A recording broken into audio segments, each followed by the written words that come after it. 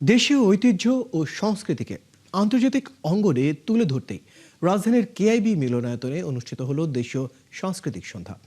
Area multimedia ও Australian association of বাংলাদেশের আয়োজনে বর্ণাঢ্য এই অনুষ্ঠানে ছিলেন পাহাড়ি নৃত্য, গান, ফ্যাশন শো ও সম্মাননা প্রদান।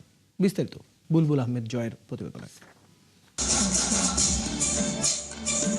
দেশীয় সংস্কৃতির নানা রঙে সাজানো এক বর্ণিল সন্ধ্যা। নাচ, গান আর ফ্যাশন শো সব মিলিয়েই জমে উঠেছিল কেআইবি মিলনায়তন। অনুষ্ঠানের শুরুতেই বাংলাদেশ অস্ট্রেলিয়ার বন্ধুত্বপূর্ণ সম্পর্কের প্রতি সম্মান জানিয়ে পরিবেশন করা হয় দুই দেশের জাতীয় সঙ্গীত। অনুষ্ঠানের প্রধান অতিথি হিসেবে বক্তব্য রাখেন সংস্কৃতি মন্ত্রী নিতাই রায়চৌধুরী। এছাড়াও বিশেষ অতিথি হিসেবে উপস্থিত ছিলেন অস্ট্রেলিয়ান কমিউনিটির প্রতিনিধি, ব্যবসায়ী, গবেষক ও বিভিন্ন অঙ্গনের বিশিষ্ট ব্যক্তিরা। আমরা তাই আমাদের দেশের সংস্কৃতির বৈচিত্র্যকে আমরা একদিকে যেমন এর মাঝে ঐক্য আনতে চাই, ঠিক তেমনি আমাদের বিভিন্ন জাতিসত্তা মিলে আমরা একটা জাতি, আমরা বাংলাদেশি এবং আমরা পৃথিবীর মধ্যে একসময় সেরা ছিলাম। সোনার বাংলা বলা হতো আমাদের দেশটাকে।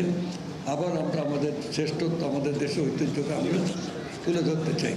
অরিয়া মাল্টিমিডিয়ার চেয়ারম্যান, লেখক ও গবেষক মুসলে উদ্দিন হাওলাদার আরিফ বলেন, দেশীয় কৃষ্টি ও সংস্কৃতিকে আন্তর্জাতিক অঙ্গনে তুলে ধরতেই আয়োজন করা হয়েছে এই সাংস্কৃতিক সন্ধ্যা। বাংলাদেশের কৃষ্টি কালচার, বাংলাদেশের জারিসারি, আমাদের চলচ্চিত্র, আমাদের আধুনিক গান, আমাদের বাংলা গান, এইগুলা কিন্তু দিনে দিনে হারিয়ে যাচ্ছে।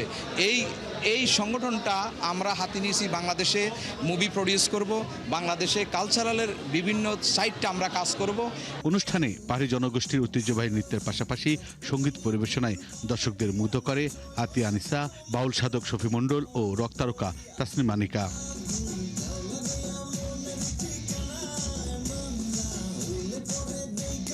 অনুষ্ঠানের শেষ পর্বে শিল্পীদের হাতে তুলে দেওয়া হয় সম্মাননা ক্রেস্ট।